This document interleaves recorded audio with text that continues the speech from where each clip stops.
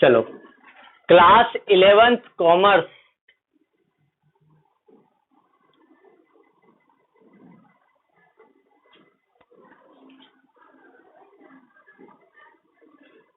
संजय, हिंदी में क्या बोलेंगे कॉमर्स को?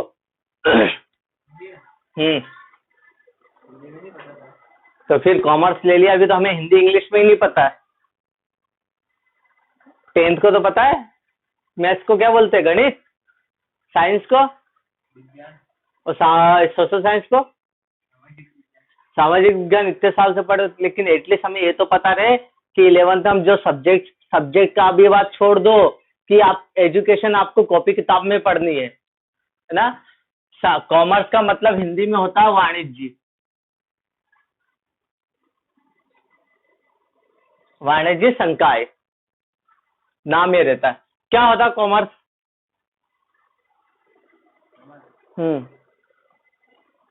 11 से आपकी प्रोफेशनल फील्ड चालू होती। प्रोफेशनल फील्ड क्या सर? जिसमें हमें जिंदगी बनाना है, जिसमें हमें काम करना है। लाइक किसी को डॉक्टर फील्ड में, मेडिकल फील्ड में जाना, बायो करेगा। जिसको इंजीनियरिंग फील्ड में जाना, टेक्नीशियन फील्ड में जाना है, बीई करेगा। जिसको लॉ फील्ड में जाना वो आर्ट्स में जाएगा, है ना। जिसको एग्रीकल्चर फील्ड में जाना है वो एग्रीकल्चर में जाएगा। तो इस सब अपनी प्रोफेशनल फील्ड खाली किताबें में पढ़ना नहीं है। डॉक्टर ऑपरेशन करते सामने बुक खोल के नहीं रखेगा कि ऑपरेशन करना, अच्छा किडनी यहाँ पर है तो किडनी वहां पे निकालेगा। वो नहीं, वो आप क्या करेगा? प्रैक्टिस करेगा। आपको प्रैक्टिस करना है प्रैक्टिकल लाइफ में। जनरल एंट्री से आ गए, single column double column cash book आ गए, देन कंप्यूटर ऑन करो, टेली लगाओ। कॉमर्स का मतलब क्या होगा? क्या होगा कॉमर्स का मतलब? आप तो पढ़ रहे हो, समझ में आ रहा है, तो मुझे ये बताओ मीनिंग क्या होगा?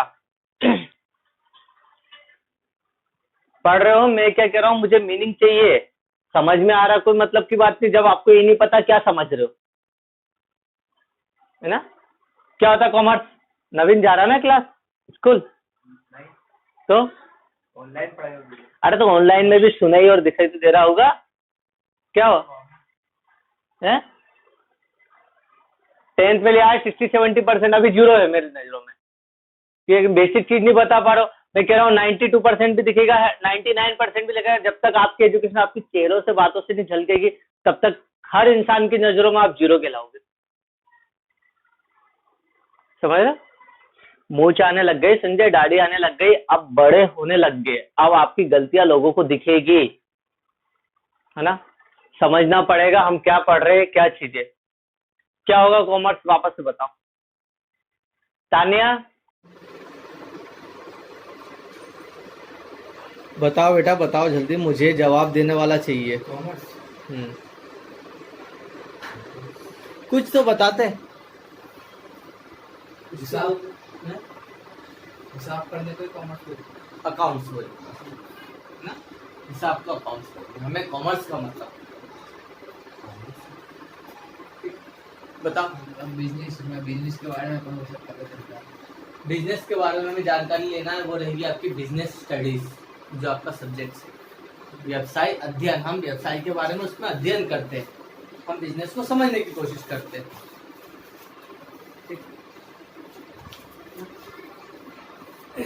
थोड़ा सा और जानकारी लेना बेटा कॉमर्स के बारे में। देखो, एक बिजनेस को शुरू से, जैसे ही आप बिजनेस स्टार्ट करते हो, ठीक है, तो एक बिजनेस के बारे में पूरी गतिविधियों की जानकारी कॉमर्स कहलाती है। बिजनेस क्या होता है, कैसे स्टार्ट करते हैं, ठीक है, उसमें क्या क्या चीजें जरूरी रहती है, उस बिजनेस को हम सक्सेस पे कैसे ले जा सकते हैं, है ना। 1 रुपए को 100 रुपए में कन्वर्ट करने की जो टेक्निक है उसे कॉमर्स कहेंगे। अब जादू से नहीं करना है कि 1 को 100 रुपए कर सकते हैं, ठीक है। और जादू भी एक तरीके दिखावा होता है। जो आप जादू देखते हो ना, वो पैसे को डबल कर देता है ना। या नॉर्मली आपने नुक्कड़ पे कोई जादू देखा होगा, वो 1 के सिक्के को 10 का वो कर देता है, कन्वर्ट कर देता है। अगर वो पैसे डबल करना ही जानता होता तो कभी रोड पे नाटक नहीं दिखाता, डबल कर सकता था। हमें बिजनेस को समझना है। वापस से कह रहा हूँ, एक छोटा सा दुकानदार जैसे एक दुकान चालू करता, उस दुकान से लेके वो कैसे एक बड़ी कंपनी तक, एक बड़े एम्पायर तक पहुंच जाता, उसे ही हम बोलते कॉमर्स ना। मतलब हमें व्यापार को समझना है, व्यापार के बारे में पढ़ना है, उसके बारे में सारी गतिविधियों को जानना, उसके बाद उस फील्ड में हमें इंटर होना है। इट मीन्स फ्यूचर में आप कोई सी भी चीज चालू करोगे तो आपको खुद को पता होना चाहिए कि अब मुझे क्या कदमों को मतलब फॉलो करना है, मुझे कौन कौन से स्टेप्स फॉलो करनी जिससे मैं एक सफल व्यापारी बन सकूं। बहुत सारे तो बोलते सर बिजनेस करने के लिए हमें पढ़ने की जरूरत नहीं है। नॉर्मली अगर कोई एक बच्चा 10वीं का है, एक छोटी सी किराने की शॉप में बैठ जाएगा, वो काम सीखता रहेगा तो उसको खुद को समझ में आएगी क्या बिजनेस करना। इस फील्ड में कोई भी इंटर हो सकता है, तो फिर हम क्यों पढ़ रहे हैं? ऐसी क्या स्किल्स है? अभी आगे इस पे पढ़ेंगे कि सर इसमें स्कोप क्या क्या है। सीए बन सकते हैं, सीएस बन सकते हैं, लॉ फील्ड में जा सकते हैं, एमबीए फील्ड में जा सकते हैं, मैनेजमेंट में जा सकते हैं, हमें दूसरी कंपनियों से भी प्रेफरेंस मिल सकता है, ठीक है, अच्छे पैकेजेस मिल सकते हैं। वो सब किसके थ्रू मिलेंगे? आपको कॉमर्स के थ्रू मिलेंगे, ठीक है। तो कॉमर्स का मतलब क्या होता है ना?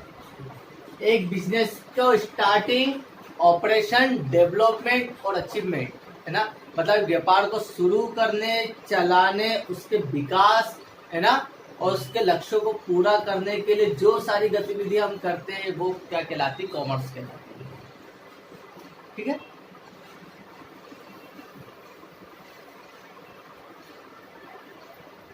तो जब नर्सरी में गए थे आपने एबीसीडी आराम चालू करे थे, वो आपकी लाइफ का स्टेप था पढ़ने का, ठीक है। अब इसकी एबीसीडी आपको रहेगी 11th से, क्योंकि आप एक नई लाइफ में इंटर कर रहे हो, तो इसलिए 11th को आपको पढ़ना बहुत ज्यादा जरूरी है, क्योंकि इस 11th के बेस पे आने वाले आपके 8-10 साल टिके हुए हैं, इसलिए 11th जरूरी है। खाली 11th और 12th बोर्ड देख के नहीं आना, फिर कॉलेज में हर साल ही बोर्ड होना है, कॉलेज लाइफ अच्छी, उसका जो प्रैक्टिकली आपकी और फाइनल अचीवमेंट्स रहेगी, लाइक एमबीए कर रहे हो आप, सीए कर रहे हो, सीएस कर रहे हो, उस समय भी आपको जो कुछ एजुकेशन में करना है वो सभी आपको एक बोर्ड लेवल पे ही देनी पड़ेगी। ये सब आपके 11th कॉमर्स पे ही बेस है। वापस से कह रहा हूँ, अभी 12th के बाद अगर मैं आपको सीए के ऑफिस में पूछाऊंगा, आपको 12th का कुछ नहीं पूछेगा, 1% भी नहीं पूछेगा। वो क्या पूछेगा? 1% पूछ भी लिया 12th का, तो 99% वो 11th का बेस पूछेगा। इतना इंपॉर्टेंट है 11th का, ठीक है। तो अब अपन को समझना है, कॉमर्स के बारे में समझ गए। अब कॉमर्स के बाद हम देखते हैं बिजनेस। बिजनेस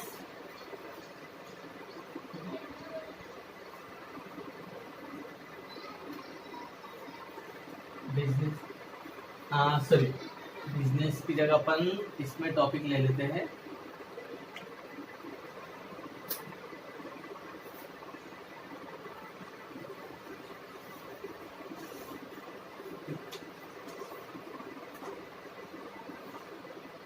सोर्सेस ऑफ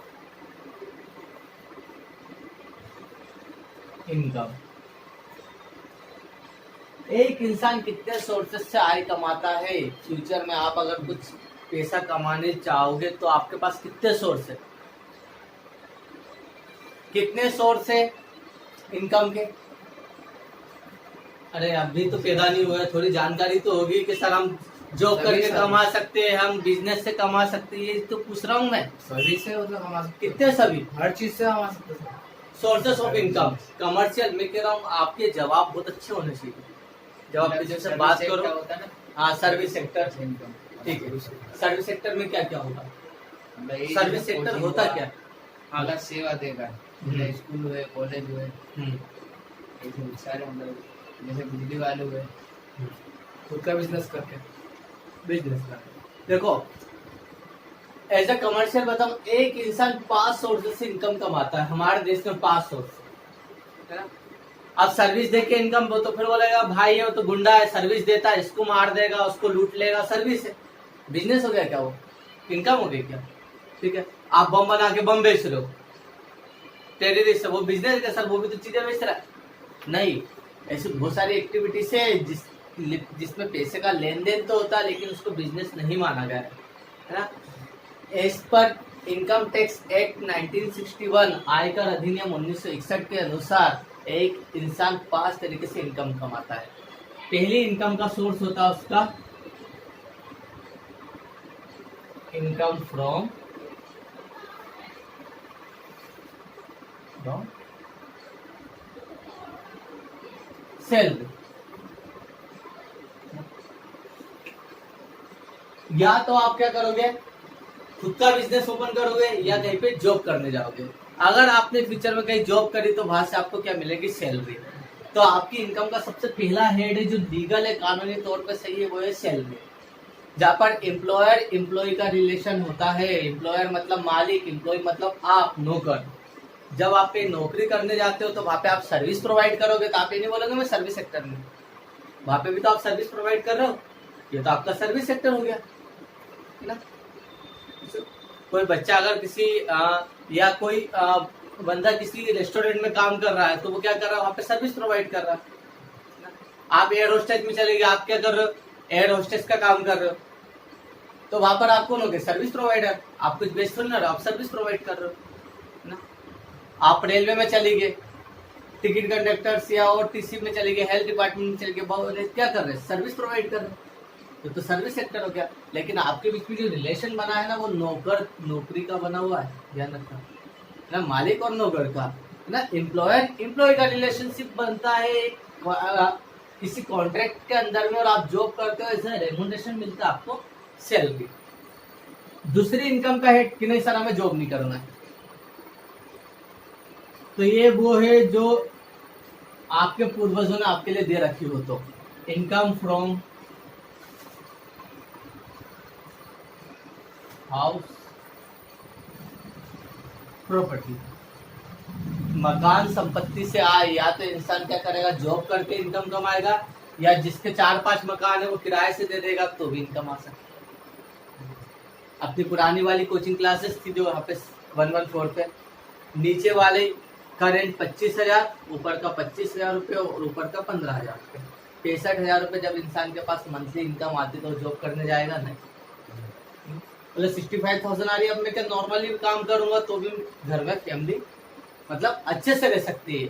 तो बहुत सारे क्या करते हैं जो गवर्नमेंट जॉब वाले या बिजनेसमैन, अपनी प्रॉपर्टी को एक्सटेंड करते हैं, बना के बेचेंगे नहीं। 4, 5, 10 मकान खरीद लिए, ठीक है, 10 मकान है, एक मकान का 10,000 किराया आ रहा, तो 10 मकान का 1 लाख रुपए किराया। अब 1 लाख रुपए किराया मुझको नहीं, मेरे आने वाली सब पीढ़ियों को मिलता रहेगा, बढ़ के, कम नहीं होना है। मतलब ये ऐसी प्रॉपर्टी, ऐसी इनकम का सोर्स है, सरकार इसके ऊपर भी टैक्स लेती है ना, इनकम फ्रॉम हाउस प्रॉपर्टी। चलो सर हमारा सैलरी भी नहीं, हमारे पास हाउस प्रॉपर्टी भी नहीं है, लाइक अभी आपके पास ना क्या, जॉब भी नहीं है, प्रॉपर्टीज भी नहीं है। अब आपके पास तीसरा इनकम क्या होगा, sources, income from business and profession. या तो आप व्यवसाय कर सकते हो या पेशा कर सकते हो। अब बिजनेस एंड प्रोफेशन में क्या डिफरेंस है वो अपन देखेंगे, है ना। अभी बताऊंगा, या तो इंसान जॉब करेगा, जॉब नहीं करना, हाउस प्रॉपर्टी नहीं तो खुद का बिजनेस चालू करना, लाइक मैंने अपना बिजनेस चालू करा, है ना, मेरा कोचिंग इंस्टीट्यूट है तो ये मेरा बिजनेस हो गया, ठीक है। प्रोफेशन है, अब प्रोफेशन क्या होगा, बिजनेस क्या होगा, दोनों में डिफरेंस पढ़ना पड़ेगा। आपने पढ़ा है स्कूल में, बता चुके हैं प्रोफेशन, बिजनेस एंड प्रोफेशन बता चुके हैं ना, चैप्टर फर्स्ट में ही है बिजनेस स्टडी पे। जैसे कोई दुकानदार है ना, लाइक नवीन है, इसकी शॉप है जो, है ना, शूज की है ना, स्लीपर्स की शॉप है, वो इनका बिजनेस है। अब बिजनेस क्या होता है, प्रोफेशन क्या होता है और एम्प्लॉयमेंट क्या होता है, तीनों में भी डिफरेंस पड़ता है। इनसे भी नहीं हो पा रहा तो फिर क्या हो सकता, income from capital gain. Capital gain क्या होता है, पूंजीगत लाभ, है ना। सोच लो मैंने अभी आपके पास 50 लाख रुपए दे दिए, अगर 50 लाख रुपए आ गए तो अब आप क्या करोगे, उसको चलाएंगे, दूसरों को देंगे, उससे जो और दूसरे को दे दिया वो लेके भग गया तो क्या करेंगे, बिजनेस डालेंगे अपने ना, बिजनेस भी डालना, लाइक बहुत सारों को नहीं करना। देखो अगर बहुत सारे का 50 लाख 1 करोड़ रुपए हो, 50 लाख अगर मैं बैंक में जमा करता हूँ तो बैंक में कितना दिया जाएगा इसका 6% सालाना, ठीक है। 2 जीरो से 2 जीरो ये गया, 6 पंजे 30, 1 2 3 4 जीरो और कॉमन ले लो।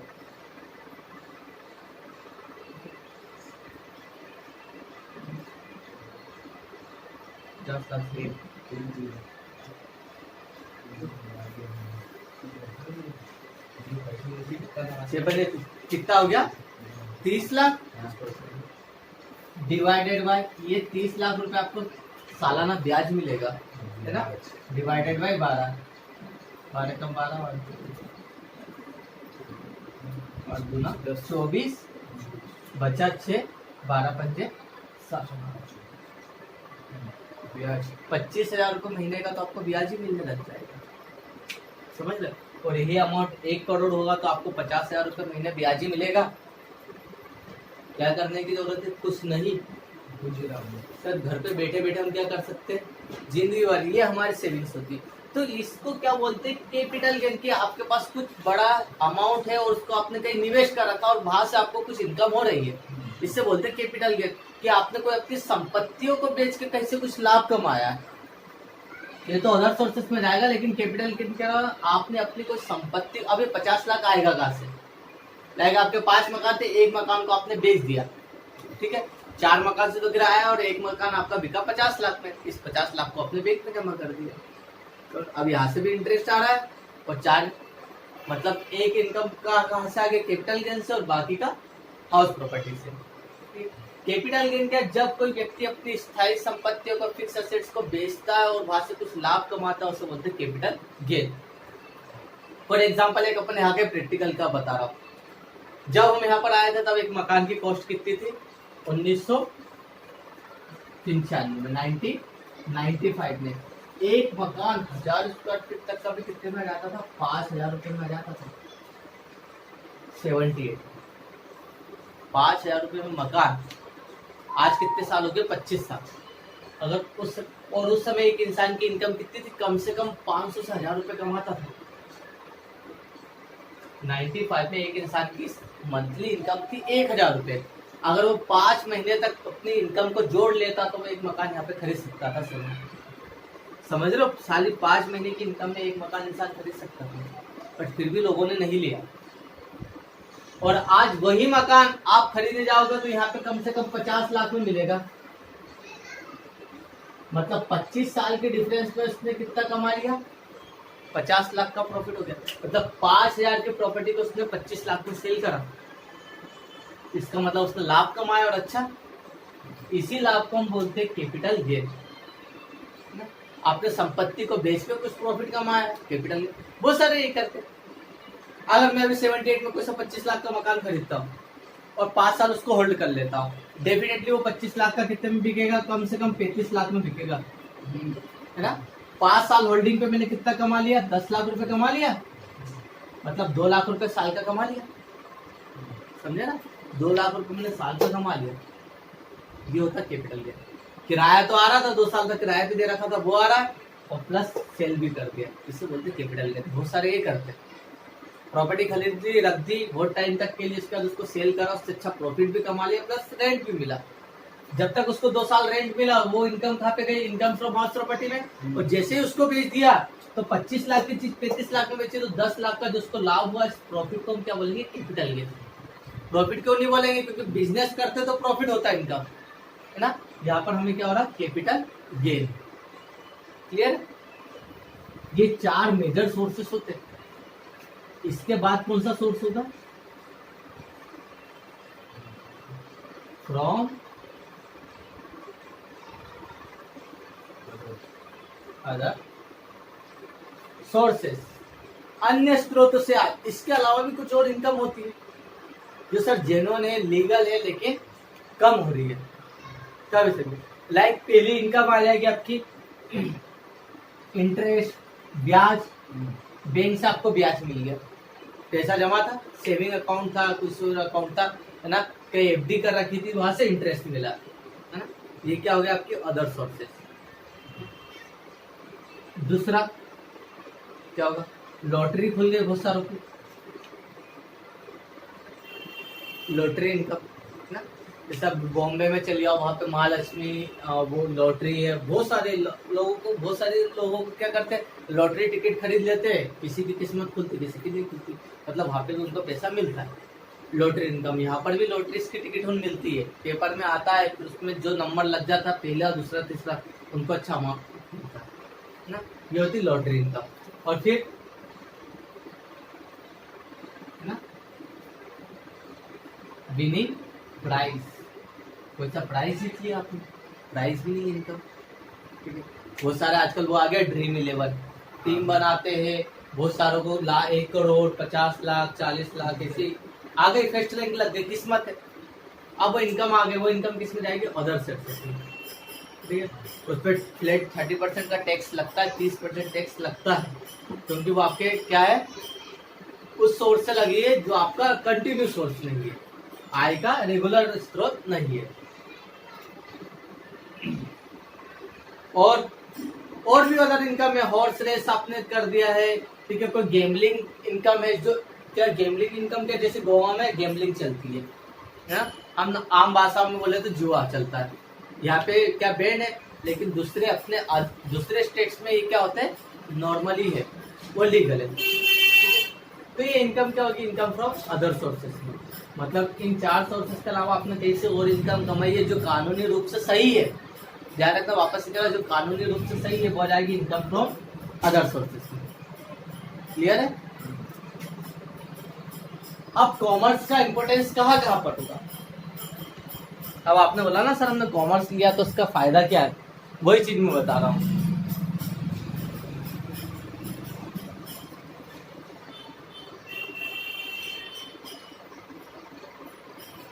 आया है समझ में, कर लेगा, हो जाएगा ना। अगर कोई आपसे पूछे कि इनकम के कौन कौन से सोर्सेस होते, क्योंकि वापस से कह रहा हूँ, अगर आपने कॉमर्स लिया इट मीन्स आपसे कोई भी बिजनेसमैन कोई भी आपसे सवाल करे तो आपको जवाब उससे ज्यादा पता होना चाहिए। अगर एक दुकानदार वाला भी आपसे बैठ रहा है और आपसे बात करे ना, तो आपको उस दुकान से ज्यादा नॉलेज होना चाहिए उस दुकानदार वाले से, क्योंकि आप ऐसा कॉमर्स है, वो पास नहीं है, वो 8वीं 10वीं पास होगा, दुकान खोल के बैठ गया होगा, ठीक है। आपने ऐसी क्या क्वालिटी की जो आप उसके बिजनेस को समझ सकते हो ना, आपके पास क्वालिटी आनी चाहिए, इसी कॉमर्स की क्वालिटी कैसे, ये हो गया। अब कॉमर्स का इंपॉर्टेंस कहाँ पर होगा। भारत में ऐसी कोई सी फील्ड नहीं जहाँ पे कॉमर्स की जरूरत नहीं है।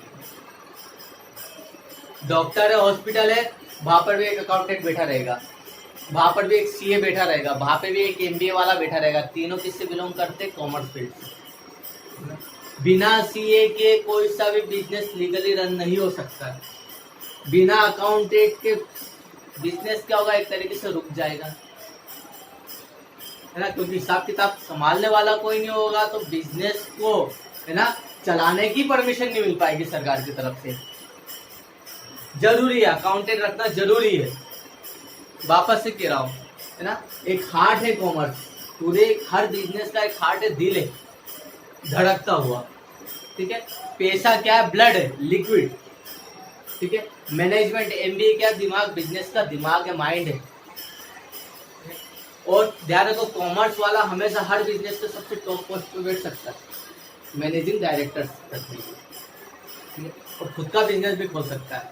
तो आप सर हॉस्पिटल में भी आपकी रिक्वायरमेंट होगी, है ना, कोई इंजीनियर होगा वहाँ पे भी कॉमर्स की रिक्वायरमेंट होगी, कोई वकील होगा वहाँ पे कॉमर्शियल की रिक्वायरमेंट होगी, मतलब कॉमर्स हर फील्ड में जा सकता है, इतना इम्पोर्टेंट है। अगर बीए लिया आपने तो आपके पास एक ही स्कोप है, हम इंजीनियरिंग में जा सकते हैं या गवर्नमेंट सेक्टर में जा सकते हैं, गवर्नमेंट सेक्टर में कॉमर्स वाला भी जा सकता है, कोई फर्क नहीं, ठीक है। तो हमें पता होना चाहिए सर हमारी कॉमर्स, हमारी डिमांड कहाँ पर है।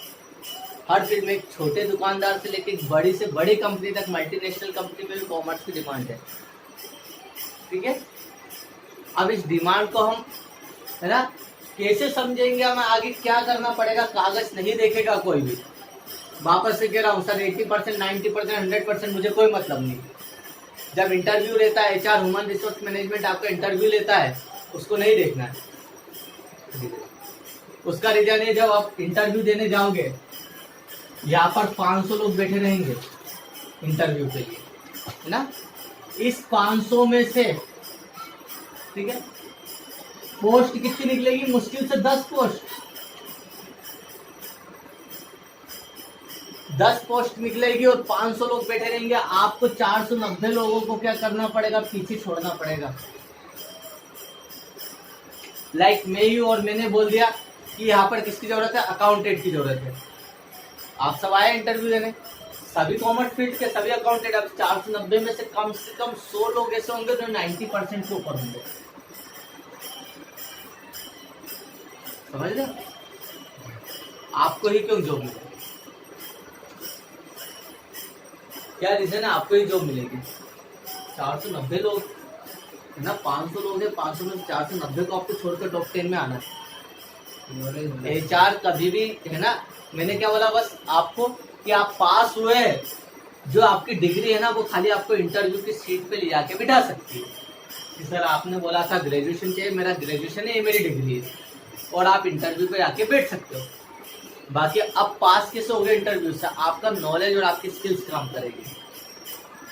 ठीक, तो यहाँ पर आपको आपका नॉलेज और स्किल्स बढ़ानी है। मुझे कोई मतलब नहीं 90% से, आपको 60% ले आए, मैं खुश हूँ। कलेक्टर बनने के लिए एलिजिबिलिटी 60% चाहिए। आप 60% ऐसे हो तो आप क्या कर सकते हो? यूपीएससी एग्जाम्स में बैठ सकते हो। वही काम 99% वाला भी करेगा। मुझे नॉलेज से मतलब है, मुझे डिग्री से नहीं, बहुत बिक रही है इस डिग्री, है ना, बहुत फर्जीवाड़ा चल रहा है अपने देश में बहुत सारी जगह पे एजुकेशन सेक्टर में। तो हमें उससे मतलब नहीं, हमें किससे मतलब है? हमारे पास एजुकेशन का नॉलेज, हमारे पास एक्सप्रेसिबल नॉलेज कितना है। डॉक्यूमेंट्री नॉलेज नहीं चाहिए मुझे कि आपके खाली वो नॉलेज किताब में दिख रहा है या मार्कशीट में दिख रहा है। ठीक है, तो वैसे क्या वो HR लेता है, और HR क्या होता है? Human resource management. वो किससे बनता है? MBA से। MBA क्या होता है? Master of business administration commercial field है। इसे बहुत सारी फील्ड है कॉमर्स की, एक नहीं फील्ड है, बहुत सारी फील्ड है। आप बैंकिंग में जा सकते हो, आप रेलवे में जा सकते हो, आप गवर्नमेंट टैक्स डिपार्टमेंट में, इनकम टैक्स डिपार्टमेंट में, SSC में, है ना, और भी बहुत सारे आपके पास। एक कहीं में हजारों लिस्ट बता दूं, इतनी फील्ड है।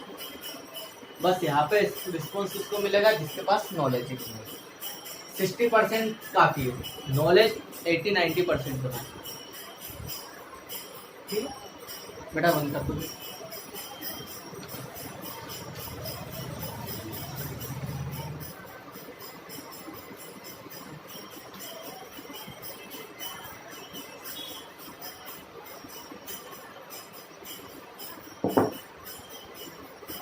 यहाँ तक समझे?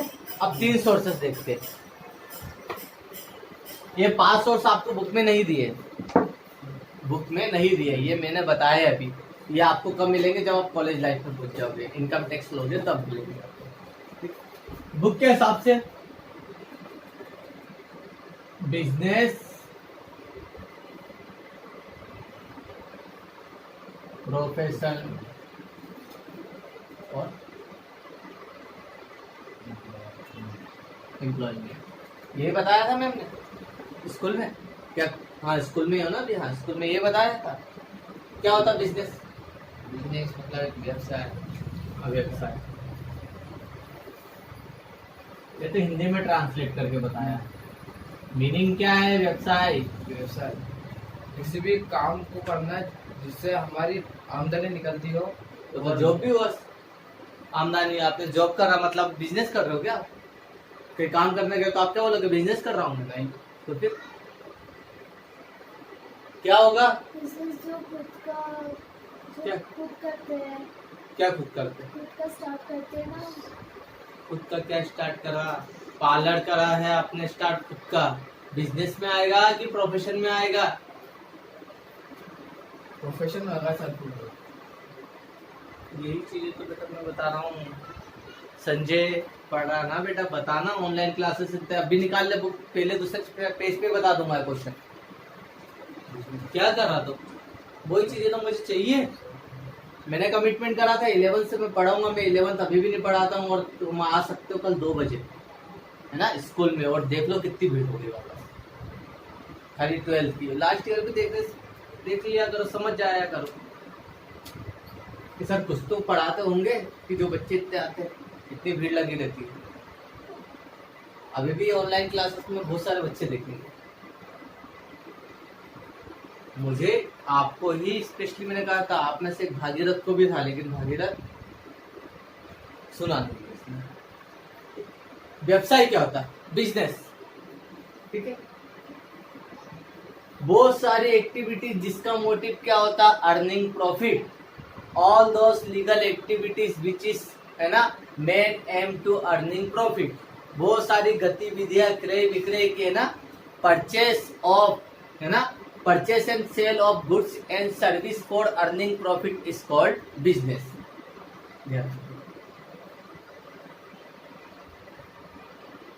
इंग्लिश में क्या बोलेंगे? परचेस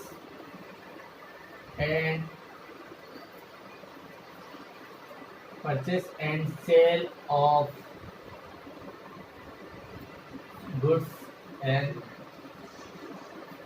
सर्विसेज फॉर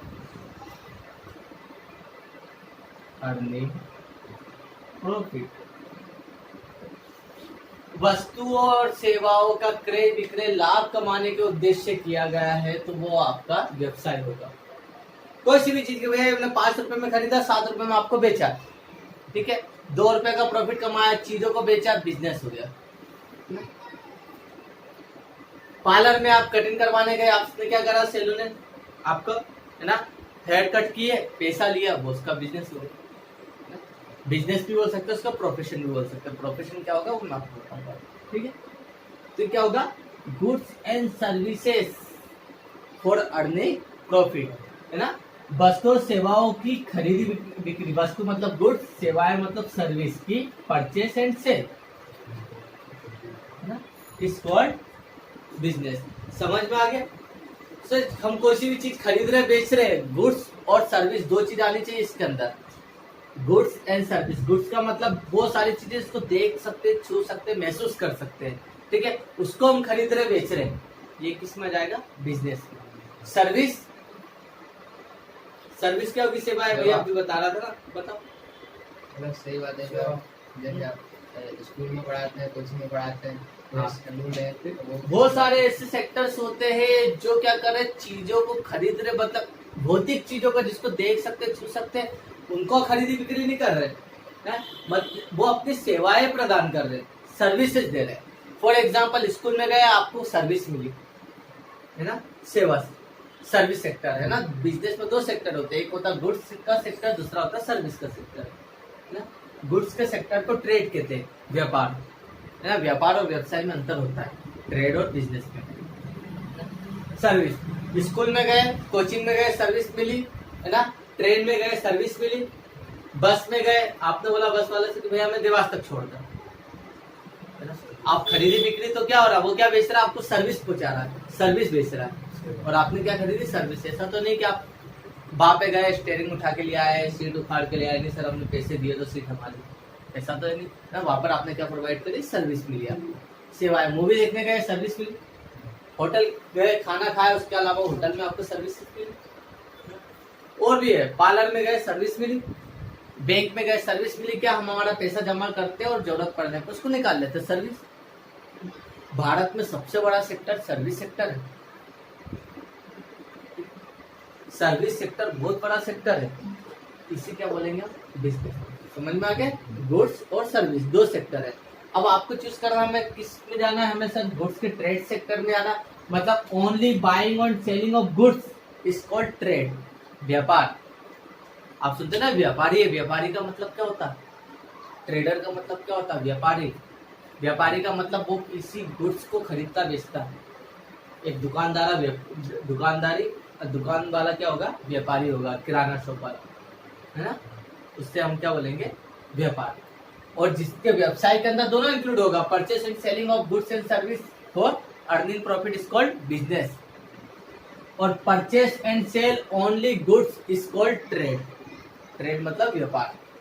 समझ गए? अभी आएगा टर्मिनोलॉजी इसमें, तो दोनों चीजें आपको अभी क्लियर होनी चाहिए। प्रोफेशन क्या होगा? मॉडलिंग नहीं, ठीक है। प्रोफेशनल व्यक्ति मतलब वो व्यक्ति जो अपने किसी हुनर के बेस पे किसी को सेवाएं प्रदान कर रहा है।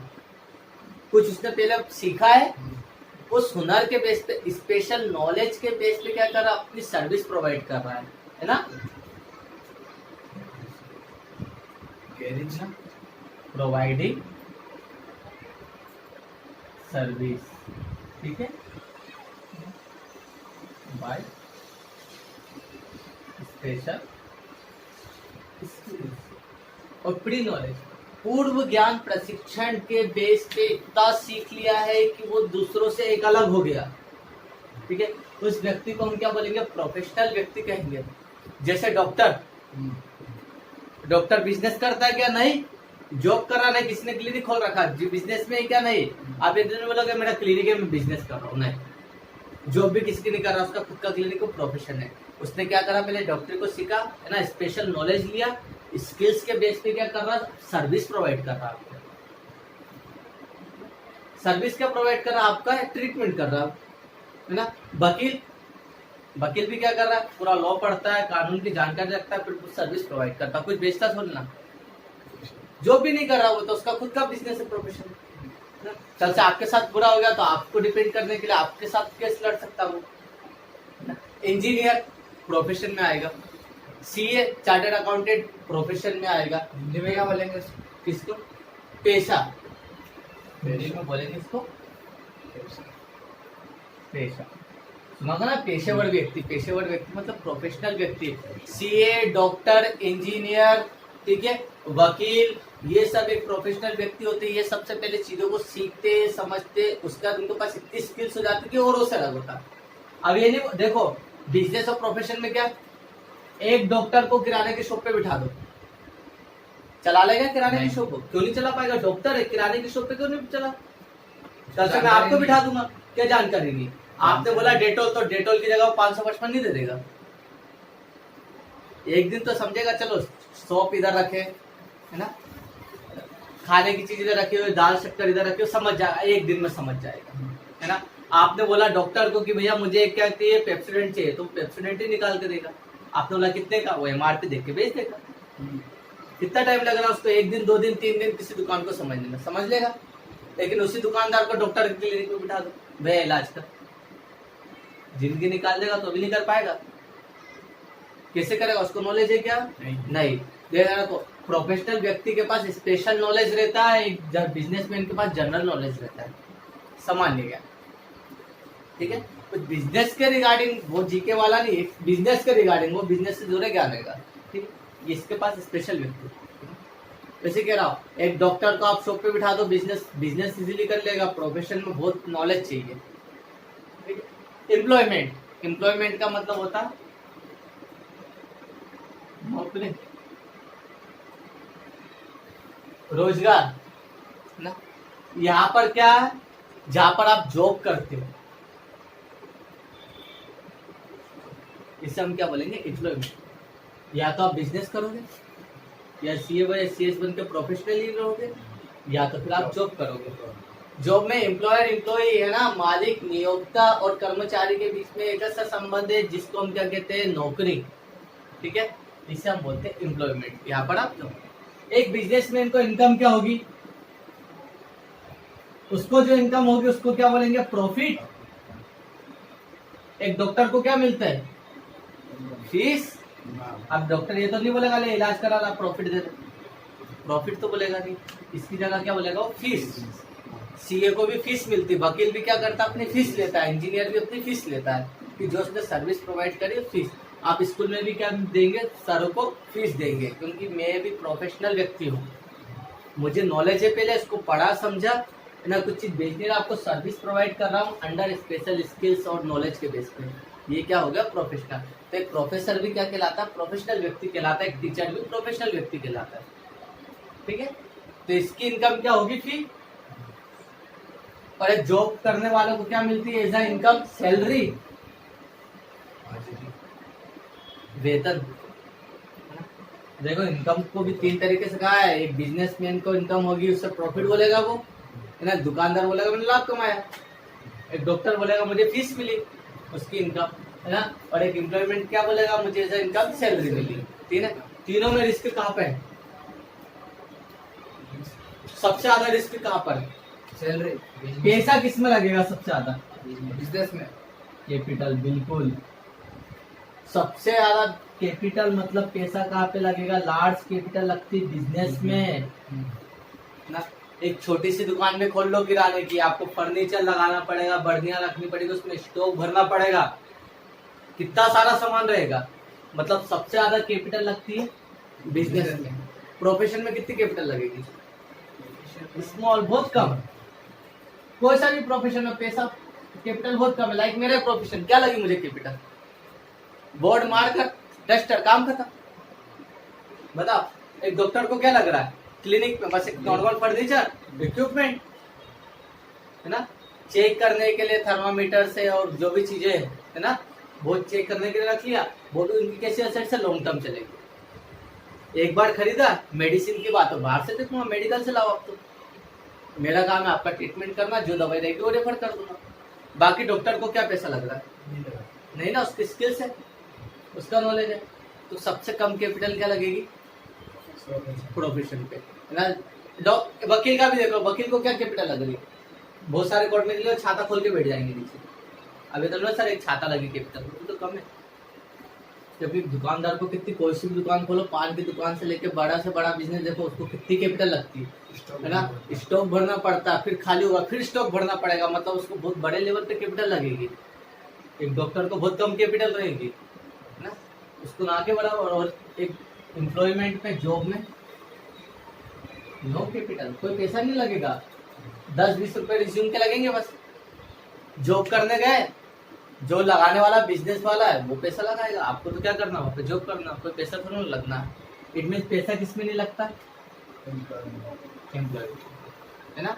कम पैसा लगता है प्रोफेशन में, और ज्यादा पैसा लगता है बिजनेस में। मतलब सबसे ज्यादा रिस्क कहाँ पर है? बिजनेस में।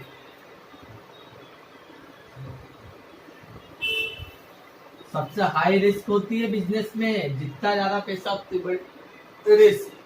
दुकानदार है, उसका सामान नहीं बिका, लॉकडाउन हुआ, 3 साल से क्या 3 महीने से दुकान बंद है, खराब हो गया। मिठाई की दुकान थी, हो गया पूरा स्टॉक खराब, है ना। बेकरी थी, स्टॉक रखा है, खराब हो गया। केक 2-3 महीने तक कहाँ चलेंगे, हो गया लॉस, है ना।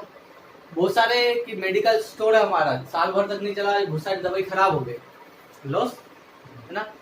तो क्या होगा? इतना बड़ा लॉस हो जाता है कि भैया हमने पैसा लगाया, बिकेगा तो हम कमाएंगे, नहीं बिका तो क्या लॉस। रिस्क किसमें होता है? सबसे ज्यादा हाई रिस्क। अगर फ्यूचर में आप बिजनेस करते हो तो सबसे बड़ा रिस्क क्या? अगर मेरा सामान नहीं बिका तो खराब हो जाएगा। तो खराब हो जाएगा तो फिर कोई लेगा नहीं, लॉस है। क्योंकि आप लेके आए थे इसको 20 रुपए का, साल भर नहीं बिका है, हो सकता है इसकी इंक सूख गई या कोई और रीजन हो गया है जिसके कारण आउट ऑफ हो गया है ना। तो ये 20 रुपए आपका क्या लॉस है। इसको आपको 30 में बेचना था, 10 रुपए प्रॉफिट आता, लेकिन अब लॉस हो चुका है।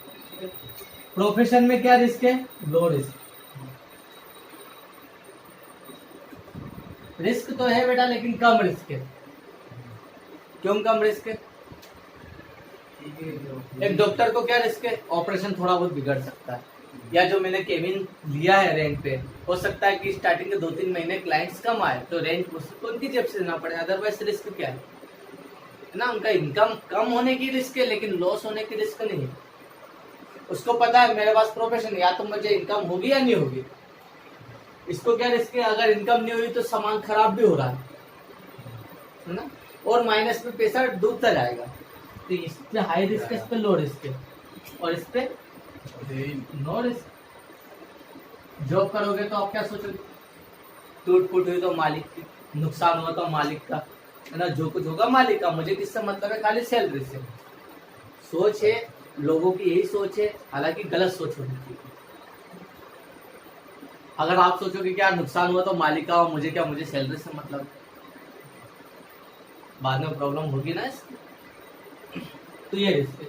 इसके बाद और क्या कर सकते? देख लो, 1 हो गया, 2 हो गया, 3 हो गया, 4 हो गया ना?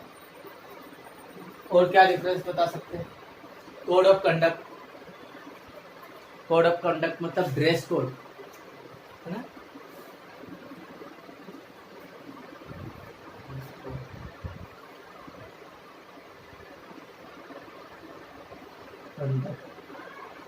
इस पे ड्रेस कोड होता है क्या? नो।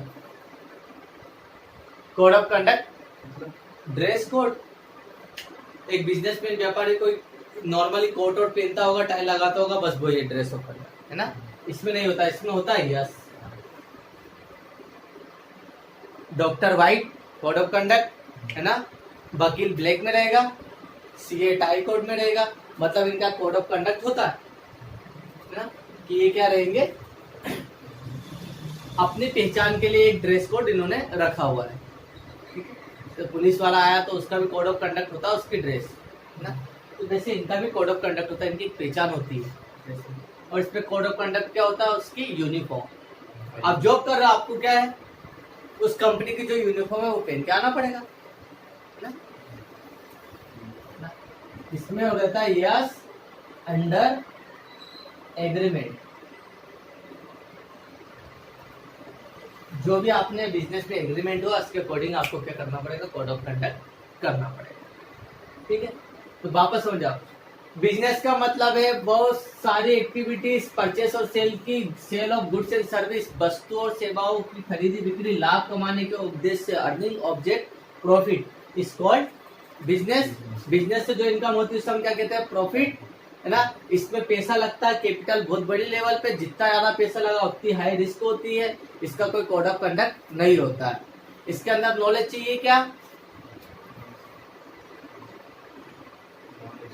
नॉलेज। एक बिजनेसमैन को क्या चाहिए, एजुकेशन कितनी चाहिए, हाँ जनरल सामान्य, 5वीं 10वीं पास वाला भी बिजनेस कर सकता है। ठीक है, इसमें नॉलेज चाहिए, हाँ स्पेशल नॉलेज चाहिए इसमें। ठीक है, और एम्प्लॉयमेंट में नॉलेज चाहिए, हाँ अंडर एग्रीमेंट है ना, अंडर बिजनेस टर्म्स, जो भी उसके टर्म्स रहेंगे under agreement, as per requirement कर दो, एज पर रिक्वायरमेंट, जो भी आवश्यकता होगी उसके अनुसार आपको नॉलेज चाहिए। तो ये रहेगा है ना, कोड ऑफ कंडक्ट नहीं होता है, नॉलेज चाहिए, मतलब सामान्य ज्ञान की आवश्यकता है। प्रोफेशन, जब कोई व्यक्ति अपने पूर्व ज्ञान, प्रशिक्षण, कौशल के अनुसार कुछ सेवाएं प्रदान करता है उसे हम पेशा कहेंगे, प्रोफेशन। एक प्रोफेशनल व्यक्ति को इनकम में क्या होती है, फीस मिलती है। इसको स्मॉल कैपिटल, कम पैसा लगाना रहता है, इसलिए इसके ऊपर रिस्क भी कम रहती है। ठीक है, हाँ इसका एक कोड ऑफ कंडक्ट कोई पहचान होती है इनकी। ठीक है ना, और इनके पास एक स्पेशल नॉलेज होता है, स्किल्स होती है ना। जब कोई व्यक्ति कहीं जॉब करने आता है, एम्प्लॉयर एम्प्लॉय का रिलेशनशिप बनता है, इसे हम क्या कहते हैं, एम्प्लॉयमेंट कहते हैं। एम्प्लॉयमेंट पे एज अ इनकम आपको क्या होती है, सैलरी होती है। इसे कैपिटल की कोई आवश्यकता नहीं होती, कोई पैसा लगाने की जरूरत नहीं होती, इसलिए इनके ऊपर कोई रिस्क नहीं होता, नो रिस्क रहता है। ठीक है, हाँ इसके अंदर क्या है, एम्प्लॉयमेंट में क्या रहती है ना, जो क्या है, इसमें कोड ऑफ कंडक्ट होता है, लेकिन वो अंडर एग्रीमेंट होता है ना। जो प्रोसीजर्स होती है उसके अकॉर्डिंग जो प्री डिसाइड होता है वो, और इस पे क्या है, नॉलेज चाहिए एज पर जॉब रिक्वायरमेंट, जो भी जॉब की आवश्यकता है उस हिसाब से आपको क्या चाहिए, नॉलेज चाहिए। ठीक है, तो बिजनेस, प्रोफेशन और एम्प्लॉयमेंट, एक 5 नंबर का क्वेश्चन आपको मिलेगा ही मिलेगा एग्जाम में। 4 से 5 नंबर का आता है difference between business, profession, employment. Hindi medium में कर लिया क्या दोनों ने, मेरा ही रोशन हिंदी मीडियम तेरा संजय, गवर्नमेंट स्कूल है ना, वही ज्ञानोलोगी आ सकता है, हिंदी मीडियम वाला भी बता सकता है। सबसे इजी वेबसाइट, अपनी लैंग्वेज में लिखना। वस्तु और सेवाओं का क्रय विक्रय लाभ कमाने के उद्देश्य किया जाता है, व्यापार कहलाता है। एक व्यापारी को क्या होता है, आय में लाभ मिलती है। ठीक है, इन्हें पूंजी की आवश्यकता होती है ना, बड़े पैमाने पे। ठीक है, इसलिए इनके ऊपर जोखिम ज्यादा होता है, हाई रिस्क। ठीक है, कोड ऑफ कंडक्ट, इनका कोई क्या होता है, ड्रेस ऑफ कंडक्ट या पहचान है ना, मतलब नहीं होती है, और इन्हें एक सामान्य ज्ञान की आवश्यकता होती है व्यापार से। तो पेशा क्या होता है, जब कोई व्यक्ति अपने पूर्व अनुभव, प्रशिक्षण के आधार पर कोई सेवाएं प्रदान करता है, पेशा कहते हैं। पेशेवर व्यक्ति को आय में क्या मिलती है, फीस प्राप्त होती है। ठीक है, इससे कम पूंजी की आवश्यकता होती है, इसलिए इनके ऊपर रिस्क कम होता है। ठीक है, हाँ इनका कोई क्या आता है, विशेष कोड ऑफ कंडक्ट होता है। एक बार हिंदी में देख लेना कोड ऑफ कंडक्ट क्या है ना, इन्हें पूर्व या विशिष्ट ज्ञान की आवश्यकता होती है। बेटा, अकाउंट तो इंग्लिश में ही करना है, अकाउंट आपका इंग्लिश में होगा, ठीक है, बाकी हिंदी में रहेगी। ये चीजें तो समझ में आ गई, उतारना तो उतार सकते।